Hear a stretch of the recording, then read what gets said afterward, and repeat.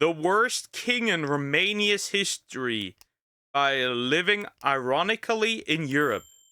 How do you live ironically in Europe? Regardless, anyways, we'll go in. But also, please consider liking, subscribing. I appreciate it. Well, I know the worst man from Romania, or the worst men. Those would be the Tate brothers. But regardless, we'll look. I'm curious where this is going. Post-World War I Romania, a regional powerhouse at its territorial apex, boasting a stable economy and an abundance of valuable resources like gold, metal, and oil. Businesses were booming, the peasants were repaid for their bravery with their promised plots of land. Everyone was happy, until it's... See, you know what's funny? Just like Poland, Romania has the exact same stereotype, which is that they steal a lot, the more you know. But also, like, apparently there was some interesting stuff going on during World War II with the Romanians and what they did. They did apparently some grotesque shit. King Carol II ruined everything. Egomaniacal, incompetent, and sex-driven, Carol II came to be known as the worst king in Romania's Worst King in Romania award. Interesting. I don't like his mustache. I don't like his beard. I don't like it. Just go over. Also, he has like a split chin, like a double chin, whatever you want to call it. History. But how did one man single-handedly destroy an entire nation, as well as his entire family's reputation? I don't know. Ask Stalin. He did it as well. That and more coming up. Certified lover boy. Interesting. Well, that depends though. What we leave. Like, I wanted to say, yeah, I'm a lover boy too, but then we might have different definitions of what a lover boy is. Remember, guys. Every single time a lover boy gets betrayed by a manipulative bitch, an angel loses his wings. Knows what everyone did. If someone questions his country, they'll put out their deeds. What the fuck? Autocorrect? Auto wrong. Strikes again. Isn't Vlad from Romania? Was he? I don't think he was. Son of King Ferdinand I of Hohenzollern Sigmaringen and Queen Marie. So this guy's 100% German. In fact, this guy comes from a city that I was in at one point in time. So that's really funny. That's really funny.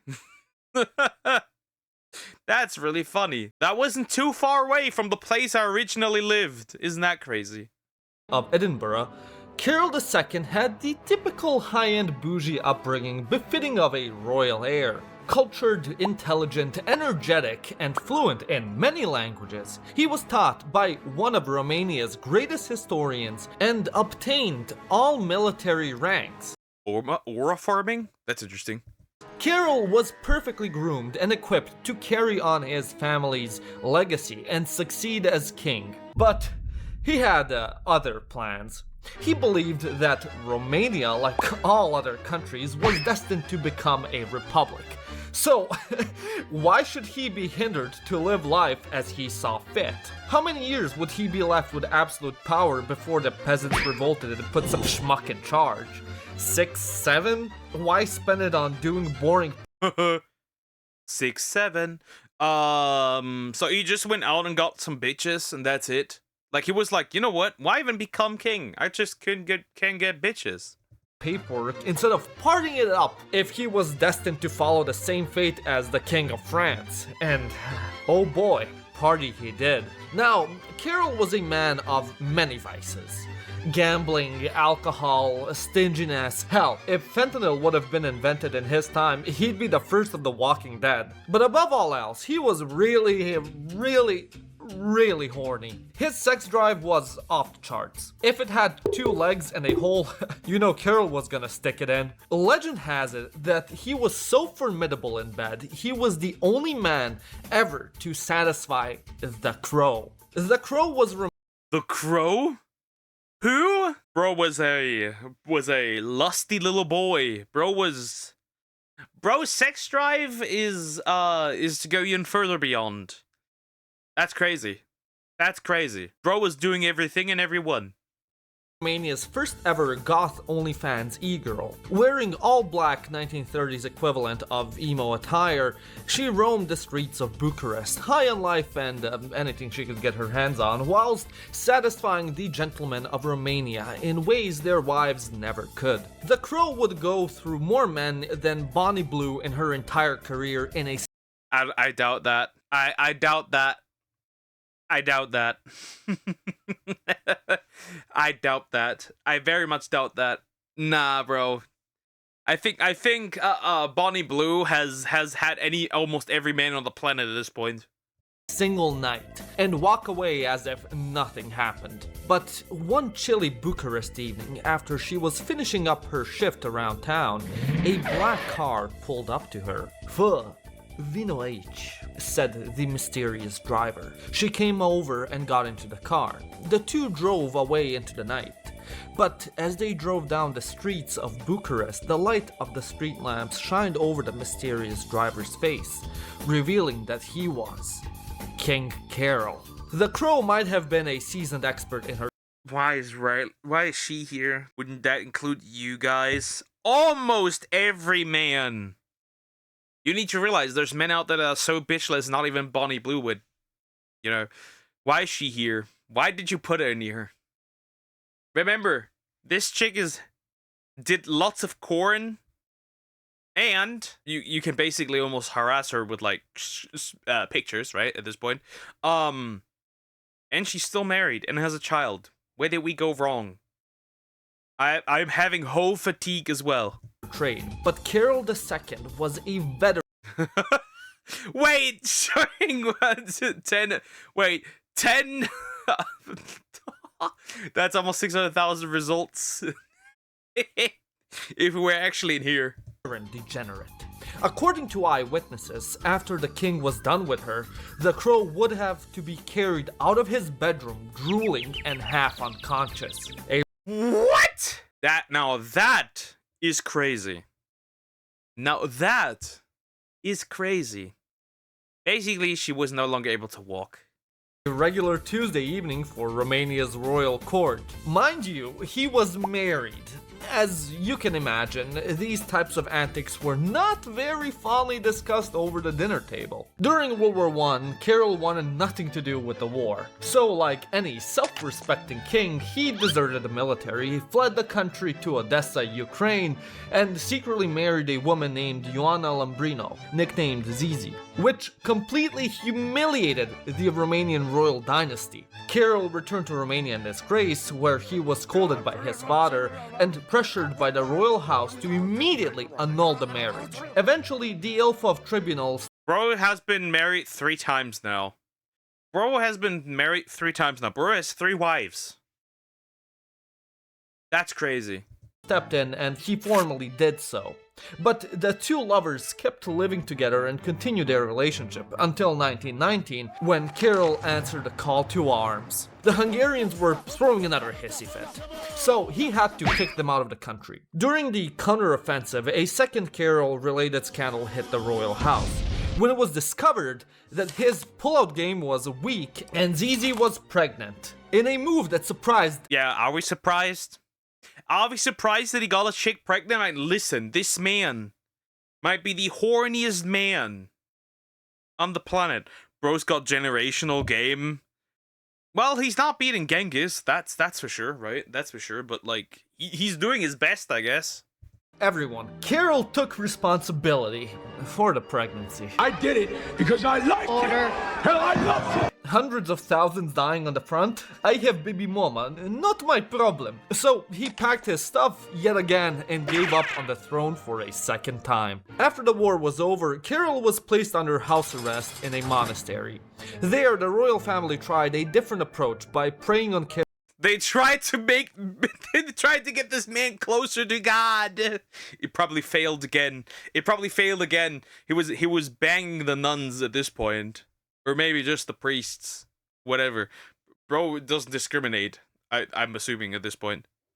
Carol's romantic A hole's a hole. Well, that's impossible. This man at least tried. Predispositions, organizing parties, ceremonies, and private sessions, including one with Carol's ex and other baby mama, Marie Martini, in order to tempt the young prince and make him forget all about Zizi. This plan actually worked. Carol was actually Snow Bunny mind controlled to retract his resignation and annul his marriage with Zizi. To forget about all this chaos, Carol went on a publicly funded detoxing world trip and ended up in Switzerland. His mother hooked him up with Princess Helen of Greece.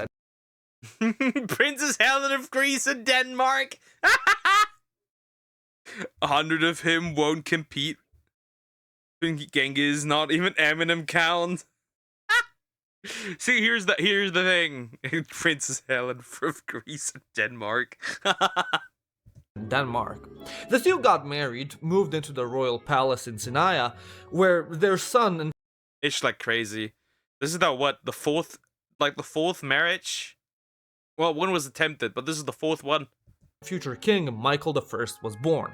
It seemed as if Carol had managed to settle with Helen after all these years of partying and whoring around. However, he became increasingly more infuriated with the role of other politicians. He even began seeing his mother, Queen Marie, as more of a rival to the throne than, his mother. These frustrations led him to meeting Elena Lupescu, quite the controversial figure. She had a reputation amongst men as a vulgar, cunning, and indecent woman, able to charm anyone and satisfy their darkest desires. And worst of all, she was a Jew. That's crazy. That's crazy. Wow, that had to point out as crazy. Okay, so we got another. We're not dating another one. You are Jewish. Yes. You are Jewish. Yes. Fine, no problem. An unforgiving sin in the rapidly anti-Semitic interwar Romania. When Carol began expressing romantic interest towards her, nobody batted an eye. I mean, it's Carol after all. Except for his parents, who were concerned that he was going to make another happy little accident. So they tried to send him abroad yet again. Initially, Carol tried to dodge this trip, Bro, what? They were like, stop impregnating all these women, and he was like, fuck off. I do what I want. I can have as many bastards as I need. simulating a horse accident and even shooting himself in the leg.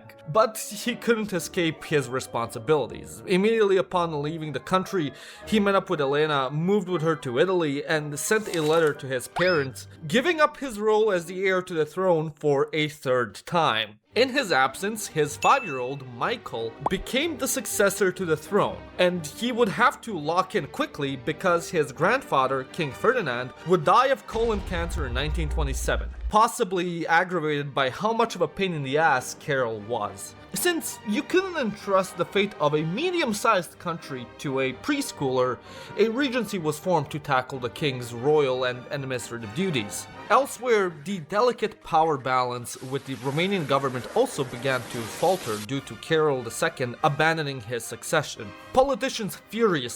Bro is still running. I'm not claiming her. She seems dirty. Well, she's gone again. She's running. Debated the role and effectiveness of the regency and whether they should support Carol's potential return and ascension to the throne. Factor in an unstable economy, the Great Depression, crashing markets across the globe, and a few fascist lunatics carrying out political assassinations, and you could say Romania was in a bit of a pickle. But that was of no concern to Carol. He was out in Paris sipping on the finest of wine with his Jewish goddess. You need to do something queer and Jewish soon. It's been a... Do you need to do something queer and Jewish? How are these two related? Are they related? a little too long since you've done something queer and Jewish. In 1930, Carol returned to Romania after receiving short of 1 million letters begging him to do so, and officially crowned himself as king.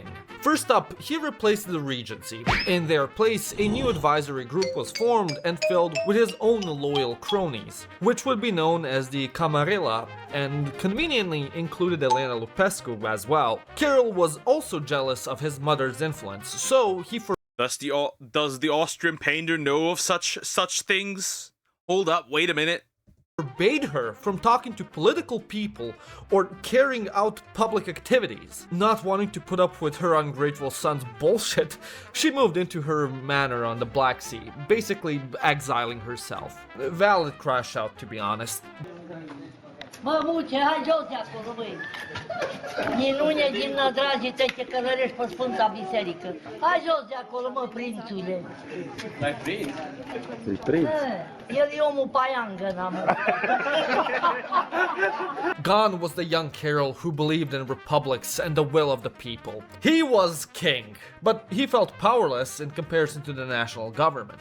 He hated political parties, me as fuck, and I mean, real.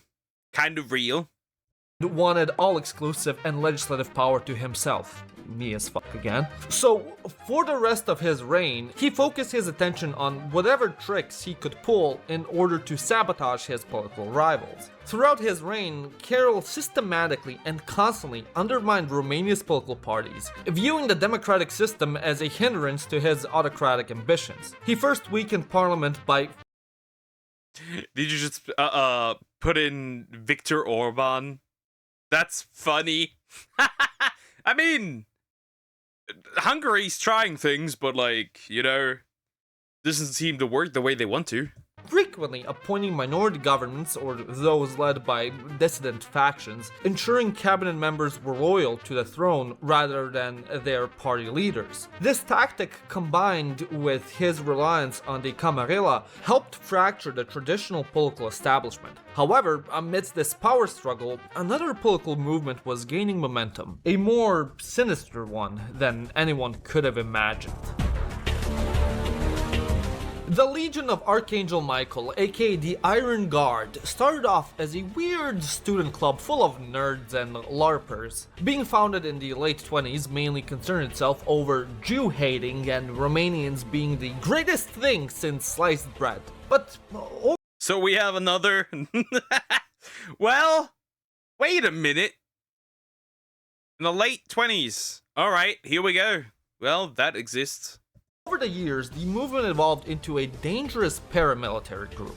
Other than hating on the Jews, they also hated the commies, democracy, capitalism, free speech, and Well, I can get the hate behind the commies, okay? I can get the hate behind the commies, right? I get that, right? I'm on Tanya's side here. anything one would even remotely consider fun. They were, however, pro-God, essentially just Nazis who loved Jesus. As their movement grew, they went on to do a bunch of terrorism and murder whenever their worldview was put into question, when someone disagreed with their retarded ideology, or if they walked around without a foreskin. And that's Wait, aren't they just leftists then? Hold up, wait a minute. That sounds like modern leftists. Hold up. why I believe you're all violent crybabies throwing temper tantrums and your ideology is extremist, delusional dog shit. Oh, and your captain wants to bang his sister. Now, you might think that I'm getting smoked right now, but watch as I turn this debate into my favor by using facts and logic. Well, that was clearly facts and logic. Didn't love Jesus. No, they did not. The Nazis hated religion overall, which is interesting. Though allegedly, the mustache man did find interest in Islam, but yeah, the Nazis hated the church, right? Truth is, being a Nazi and being religious is essentially an oxymoron because they didn't like the church at all. Right. In 1933, Liberal Prime Minister Ion Gheorghe Duca was gunned down Tupac style at the train station in Sinaia. On his way back from a meeting with the king, Carol was outraged, revolted, and overcome with grief when he heard the news. Or was he? As it turns out, Carol got Well, he wasn't. That's for sure. That's for sure. That's absolutely certain. And also what is important for the Nazis to be mentioned is they weren't just like, right? Because like people want to say like white supremacists are Nazis. That's not really the case. They have similarities, but they're not exactly the same. Reason being, Nazis believe in ethnic German superiority, which includes like obviously the northern parts of Europe, but also like parts of France, I think Belgium to a degree, Denmark, the Netherlands, to a degree the UK as well, right? But like yeah. So the Romanians can't be Nazis, logically speaking, because the ideology clashes there. Hold of a note detailing the assassination plot days before it was to be carried out, but told the police chief to hold a note in the office and don't send it further. The killers even rode the same goddamn train as Duca on his way to Sinaia, and barely any measures were taken to protect him. In fact, this is one of the reasons why Carol wasn't as drastic against the Iron Guard as people would have hoped. Quite the contrary, the two bonded quickly over common viewpoints like abolishing democracy and political parties, totalitarianism, the whole new man bullshit, love for God and Jesus, and of course, anti-Semitism. Although Carol was more of a performative anti-Semite, as he was still clapping Jewish cheeks.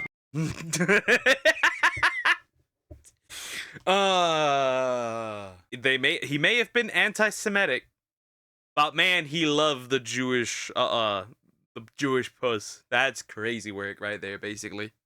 Regularly. However, Carol was clever enough to keep his rhetoric more moderate and not go full Christian Nazi. He may have sympathized with and bankrolled the Iron Guard, but in the end he viewed them as nothing more than a piece of his master plan. He could rely on the Iron Guard to cause chaos, which would be blamed on whatever current administration he was trying to undermine. Political parties' approval ratings would crash, the Iron Guard would surely never get into government, so that would leave him to pick up the pieces and become supreme ruler of Romania. To Carol, these pesky legionnaires were nothing more than useful idiots. However, hello, I'm an idiot.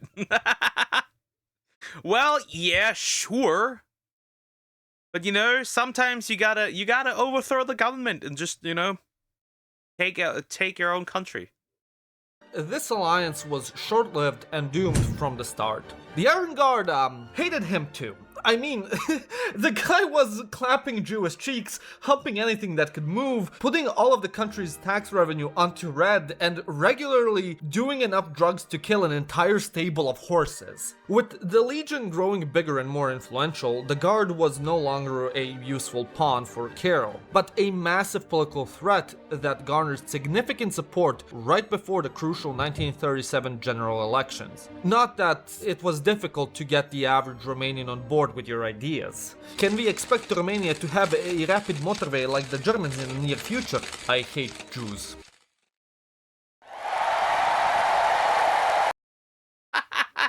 Well, that wasn't so hard for the Germans back then too.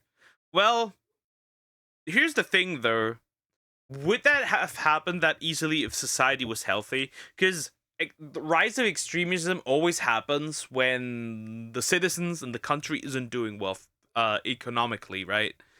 That's what gave the funny mustache man rise. That gave this guy rise, or this group. It just makes sense. Following the elections, none of the three main political factions won a parliamentary majority. This was a disaster for anyone not named Carol, who was allowed to appoint the next prime minister himself, Octavian Goga, president of the other fascist party, who was fourth place in the elections. However, big shocker, the two fascist parties planned to form a coalition. In response, Goga's government lasted only a month and was ousted by Carol, who created his own faction and put them, aka himself, in charge. In one fell swoop, he got rid of his main political competitors, abolished the 1923 Constitution, and gave even more executive and legislative power to himself. I am the chosen one. Somebody had it. I am the chosen one. I've never seen this Trump clip. Peak. Do it. Alas, the master plan was a success, and Carol II officially became Romania's first dictator. And he couldn't have done it without his most formidable ally, liberal and fighting. Carol began his authoritarian antics by delivering a final blow to political parties. They were all made illegal. Except for one, his own, now going by the name of the Nation's Party. Only his party delegates were allowed to run for elections, with Kirill having the final say. In other words, just like communist China at this point. Of course, one can't run a dictatorship without a huge cult of personality dedicated to him. Kirill had total control over the press and radio and created the Ministry of National Propaganda in order to control the narrative and enhance his aura. He was a true patriot, a messiah, a wise captain steering the ship of national revival. Censorship was severely dialed up, and free speech was appropriately dialed down. Public gatherings of any kind were prohibited, and publications were maintaining the nationwide echo chamber by only publishing praises. Bro would have probably made probably released a phone if he was around today that was glazing him while other people were using it. 100%. Towards the king, with no criticism allowed. And finally, who can forget his anti-Semitic law? Absolute cinema.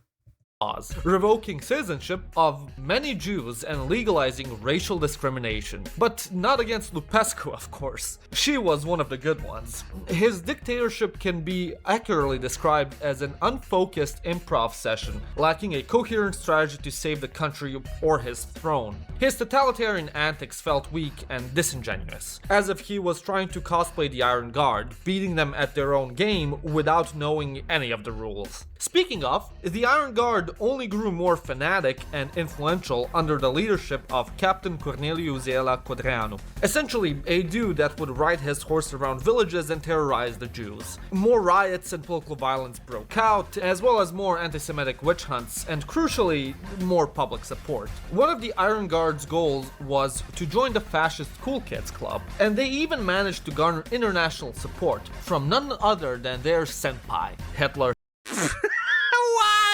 Why are you doing this? The fucking senpai?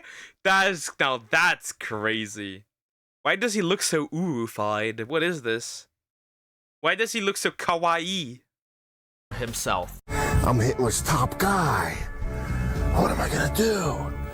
Adolf Hitler chose me to lead the revolution. Hitler really wanted those sweet, juicy oil refineries the country had. So he was in favor of a legion-ruled fascist Romania, which put more pressure on Kirill to take action against Codreanu once and for all. Luckily for him, there was no better opportunity to finally defeat this fascist cancer, with him being supreme ruler and all. He successfully captured and detained the captain, but that just wasn't enough. He wanted to send a message. He then ordered the captain's assassination. And so, in 1938, Codreanu and 13 other legionnaires were taken to a forest and strangled to death. But, you know the saying, you kill the man, not the idea. Codreanu's assassination totally backfired. People believed he became a ghost, and many believed they saw him riding his ghost horse still terrorizing the Jews. Overnight, he became a martyr in many people's eyes. The Iron Guard was filled with rage. Under a new captain, Horia Sima, the legionnaires engaged in a constant civil war with the Romanian law enforcement, putting the country in an unenviable position, which was just in time for... The start of World War II caught Romania with its pants down. The country was underprepared, in inner turmoil, and worst of all, completely stranded. Naturally, Kirill opted to do what his forefathers did and opted to stay neutral until he can get his shit together. Sadly, there were no allies to call upon. France got curb stomped by the Nazis. Poland... Why did they edit this like this? What the heck? Well, goodbye, Poland. I mean, it is kind of true, though. It is kind of true what happened to Poland is very accurate. And Yugoslavia was doing what it does best. Bizončino. Tebe direktno napravio majmun u Zološkom vrtu. Imaš 20 kvadrata u guzici. Ajde, zaveži, bre. What the heck? Hungary took over northern Transylvania in its quest to un-Trianon itself. Stalin captured Bessarabia and turned it into a republic, and Bulgaria conquered southern Dobruja, capturing the royal residence in Balchik. As the country was being divided amongst its neighbors, Kirill didn't even attempt to fight. Hell no. Instead, prior to officially ceding the territories, he sold his real estate to some nobility who'd lose his newly acquired villa soon after the new owners came. I mean, he was the king of Romanians after all. In hard times like these, with their backs against the wall, it falls upon mighty men, leaders, to steer the ship or to take accountability for its crash. Carol, however, did neither of those things, opting instead. Let me guess, he eventually started to opt out, grabbed his, like, son and his wife, and then, like, you know what? Fuck it, I'll leave. You can have Romania. To do exactly what he had done 15 years ago, going into exile and f***ing off with his mistress while naming his son Michael as the crown successor. But Michael's role was mostly ceremonial. In reality, Carol passed his dictatorship duties to fascist Marshal Ion Antonescu, which was 100 times worse. Where do I even begin with this douche? The ludicrous decision to invade Russia, rampant political assassination. What in the world? Why would you invade Russia as Romania? Bro, that's crazy. Hundreds of massacres, economic recession, war crimes, and last but not least, Holocaust participation. Good job, Carol. You sure left Romania in great hands. Meanwhile, Carol, the madman, was on a world tour, greatly funded by the Romanian treasury and taxpayer. He quickly packed his bags and whatever he found most valuable from his palace and rode westwards to Yugoslavia. He then took the lavish Orient Express to Italy and France because he was denied asylum in Switzerland. After that, he was detained in Spain, but their dictator didn't want to deal with an exiled king, so he let him illegally cross the border into Portugal. After a quick stop in Cuba, Carol then tried to seek asylum in the USA, but the Americans remember, aren't you the guy who ended democracy in Romania? So they kicked him out as well. He relocated to Mexico for a few years, then moved to Brazil, where he finally married Elena, free from political or royal pressure. They tried to relocate to France again, but Carol's visa was denied, so they decided to settle in Portugal, in a nice oceanside villa, where Carol would live out the rest of his life. I did not have the occasion to go and visit again the American people. In 1953, Carol died after a... So they just let him chill? Why not? Worth trying. They just let him chill, right? He basically, if you want to go that route, right? He basically left his country in just absolute destruction in almost all on all levels, and then just chilled for the rest of his life.